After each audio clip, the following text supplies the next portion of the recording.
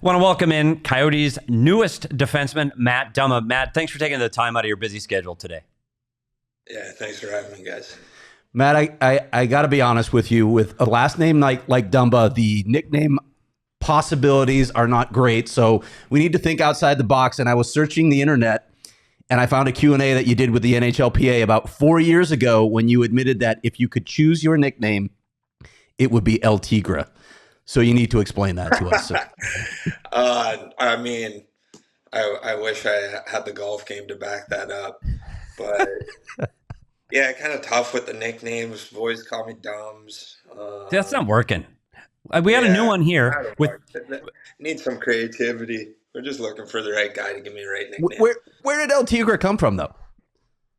I mean, I love Tiger. I love being on the course, so it'd be good fit in the desert. The mental side of things away from the rink will be perfect for me.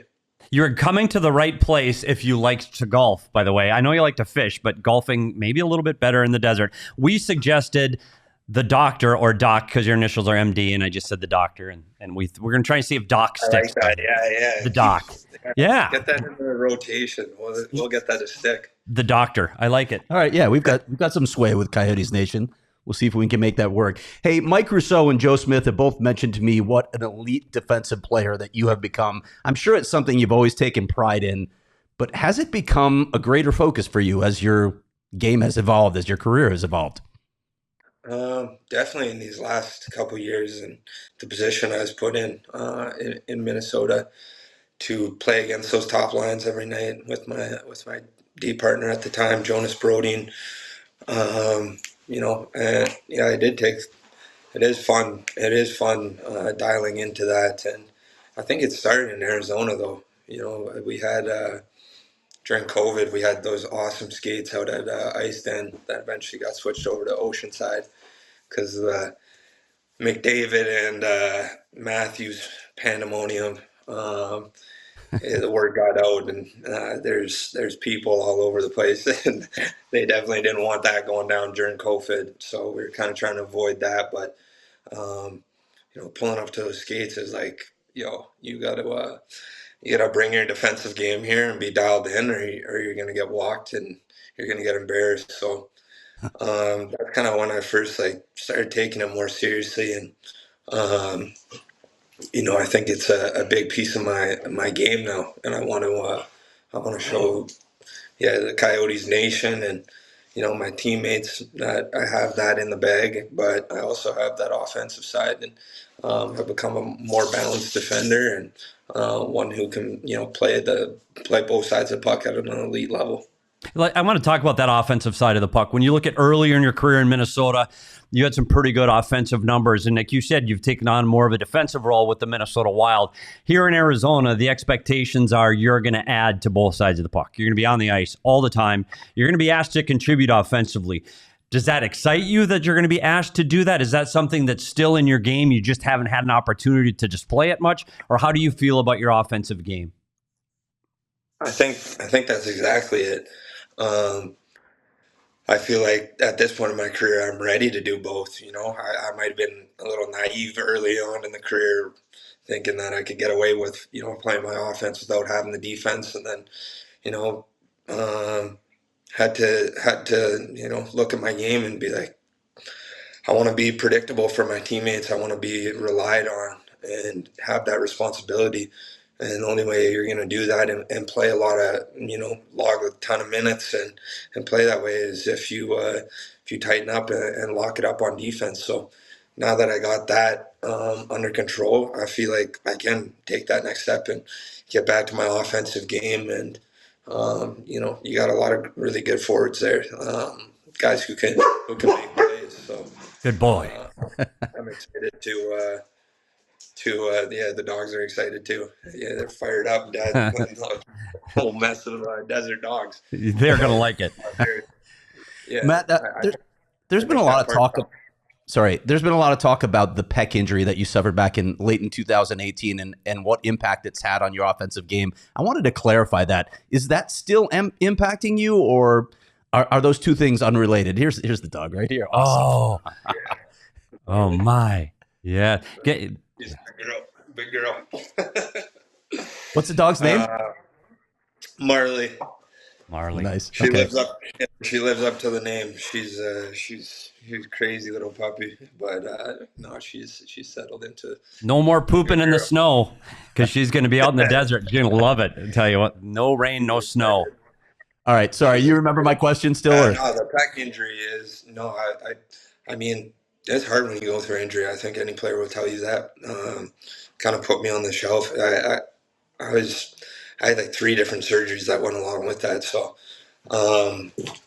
it did take me some time, especially that year and a half after. It's wasn't fully there, but working with my trainer Tommy, doing all the right rehab, putting my body in the best position to have longevity and reach my peak performance is a part that I really enjoy in the summer, and something that we've dove into this summer more than ever. So my body feels great, and I'm ready to get back to it and run some numbers. I've been talking to Kells lots and some of the other boys. Like, yeah, it's time we take over and we make some noise down south. Petey mentioned the opportunity that's ahead for you in Arizona. More minutes, probably a different role than you were playing in Minnesota. Could this be, I don't know if you've looked at what Shane Gostisbehere did here, but he had a bit of a revival here. I'm wondering if that could be a model for you to follow. Yeah, I guess it could be similar. But yeah, just trying to take it day by day and make sure that I'm putting in the preparation to make that happen and facilitate that. It's an everyday deal, and you got to commit to that. Commit to the whole process of it, and good things happen to people who do that, and aren't just wishy-washy or thinking good luck's going to come to them. You got to work it into existence, and that's what I'm going to do this year. You looked at your last season in Minnesota. You wore the letter A there. You were a leader there. You're going to be asked to be a leader here, clearly, with your veteran presence and all these young kids working their way into the lineup. So I think that's going to be a big part of what you do. But you've got some former teammates here. You've got Nick Bjugstad. You got Jason Zucker here. Have you had an opportunity to communicate with them? And does that get you even more excited to start getting playing here in the desert? Yeah, it does. Yeah, both of them reached out to me. Even Buggy was in my ear every other day, leading up to me signing. He got the clamps on me a couple weeks ago. Had a wedding that we were at, and I had him and his wife Jackie. They were howling like coyotes and stuff late night, trying to get me and my girl to do it. I was like, we were making them jump through the hoops, but it was fun. It's been a good process. I got to ask you about this, because going back to that NHLPA Q&A, you mentioned that your favorite off-season spot is Australia. I don't know if that still holds, but you're obviously going to get a chance to go to Australia again really soon. Yeah, crazy. Oh, man, I know.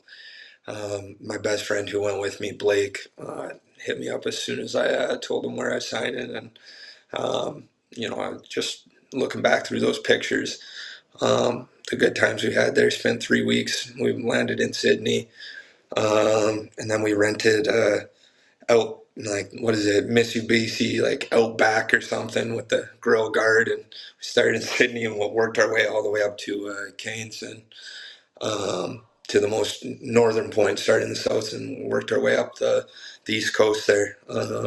Just kind of being beach bums, and it was an amazing experience, just talking to the people and having the locals really plan out our trip. It was is different than most of the vacations I've ever taken, but just truly an amazing experience. So I'm sure it's going to be a lot of fun over there for the guys, and there'll be some great team bonding. Yeah, you're only 5 weeks away from that. So the next question is, when are you going to make it to the desert? When do you plan on making the move and finding your way to Arizona? Yeah, with signing so late, I don't. It's nice that I got a place already in AC, so the move shouldn't be too bad. We got the dogs. Probably coming just after Labor Day, I'm thinking. Yeah, that's a good move, buddy. Wait. You mentioned on the Zoom call yesterday that you'd heard the temperatures down here, and Yeah, and they're don't going rush. back up to that again. So take your Oh time. yeah, Yeah. yeah. Pump the brakes then. No rush. There's a rumor. I talked to somebody in Minnesota today. There's a rumor you're going fishing on the Mississippi with a good buddy of mine here in a couple of weeks, and he's fishing up in Alaska today. But he said I can't say his name on the air. I don't know why, but he said I can't. So anyway, we're looking forward to here coming to the Arizona, to the desert. Matt, it's going to be a great experience here. This team is really taking a step forward. And I think with the signing of yourself and Zucker and Kerfoot and bringing Cooley, and I think you can really see this commitment. Excited to get you here in the desert. Thanks so much for taking all this time with us today. Look forward to you getting here, and we're going to do it all again soon. Yeah, I can't wait. Thanks, fellas.